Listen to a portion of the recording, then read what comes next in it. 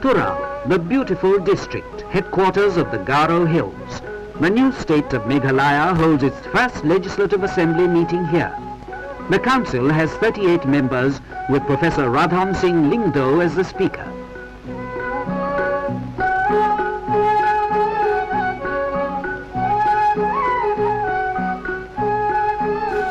On 15 December 1969, the Union government announced the Assam Reorganization Meghalaya Bill that gave the hill state full statehood. In 1971, the Northeast Reorganization Act came into fruition, whereby Meghalaya became a full-fledged state. It received the assent of the President on the 30th December 1971. A hill state called Meghalaya was born. Inaugurated on 21st January 1972 by Mrs. Indira Gandhi, Meghalaya was now free to chart its own independent course within the Indian Union.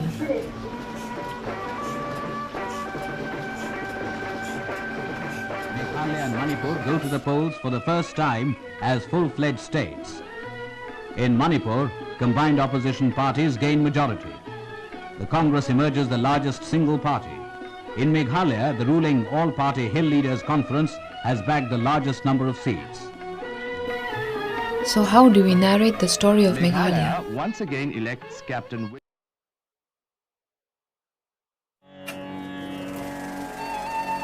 How does one narrate the story of the making of Meghalaya? Where does one begin? Do we begin with values of self-governance that the communities indigenous to these hills have lived with for aeons? What is culture? Does it mean dress or eating and drinking?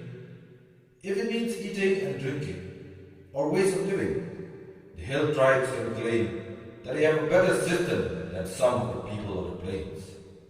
I think the latter must rise up to their standard. Among the tribesmen, there is no difference between caste and class. Even the Rajas and chiefs work in the fields together with their neighbors. They eat together. Is that practiced in the plains? So, that is the culture of the hill tribes.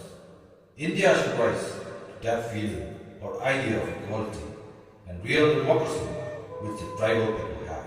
We inhabited these hills in our own patchwork of independent polities, with our own culture, tradition and laws. For a major part of British rule, the tribal areas of the Northeast were part of the larger East Bengal and Assam administrative divisions, and yet the British colonial disruption of our autonomies could not erase our identities and political desires. Indian independence brought its own anxieties for the hill communities, the fear of being overwhelmed, unheard and unrepresented. What would our position within India look like? Rather than accept the post-colonial arrangements as a given, we articulated multiple visions about our future. On one hand, there was the guarantee carried within the 6th schedule of the Constitution, which established autonomous districts within the larger province of Assam. On the other hand, a separate hill state. The debates were fiercely and democratically articulated. Protests, argumentation, newer organizations, newer visions. Captain W.A. Sangma convened a meeting at Shillong in June 1954 and gave a rousing speech.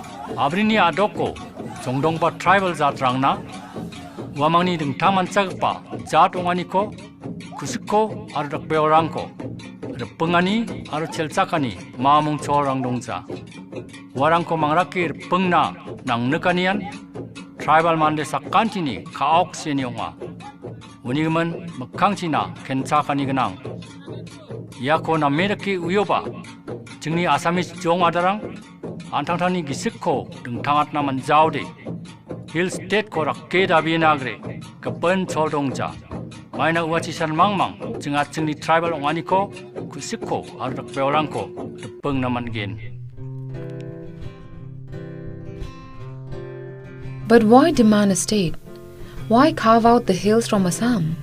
If you ask the indigenous leaders, they would have said, for the protection of land, identity and history. They saw the larger cultural community trying to impose Assamese as an official language on the tribal areas in 1960. they found an inequitable distribution of development and already a disregard for traditional land use and customs.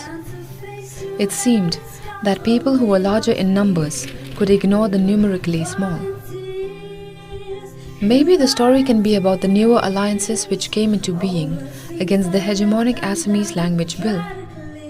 These alliances demanded the reorganization of Assam in a way that allows tribal people to gain control over their resources and land.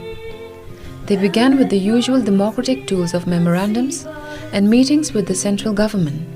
But finding apathy in Delhi, the APHLC began the non-violent direct action, whose volunteers were responsible for organizing non-violent protests that took place outside the Assam Secretariat in Shillong and other places as well. Singing their songs and vocalizing their slogans of a hill state, this people's movement was historic, highly popular and peaceful.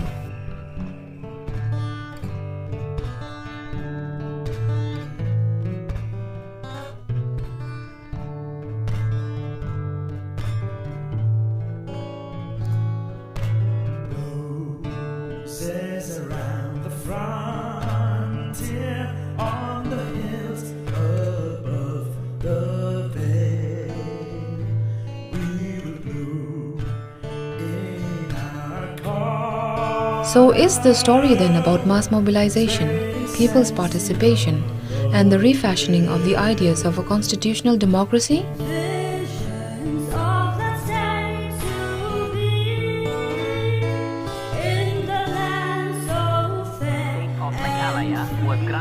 This people's struggle tasted its first real victory.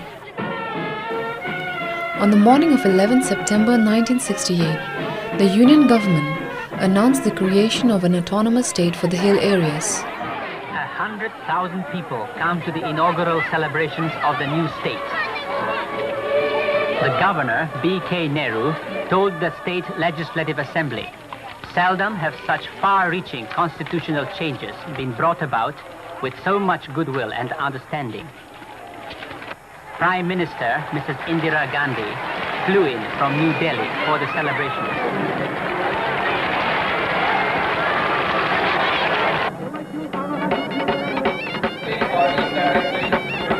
Captain Williamson Sangma, Chief Minister of Meghalaya, gives the inaugural address. I would also like to thank the members of Parliament and the political leaders at the center and in Assam who made it possible for the reorganization. Autonomous merely in name, because the state would still be within the administrative confines of Assam. Although the APHLC agreed to consider it, there were others like late Ba Hoppingstone Lingdo, and yes, several sections of the public who were wary of this. In October 1969, more agitations were held in the front of Assam Secretariat in Shillong. Once the people have found their democratic desires, nothing can challenge their destiny.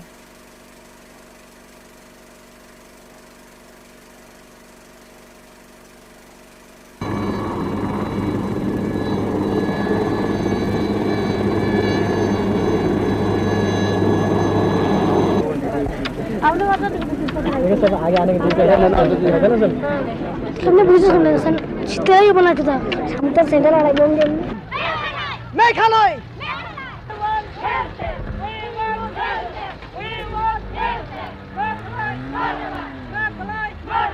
We won! No, him said!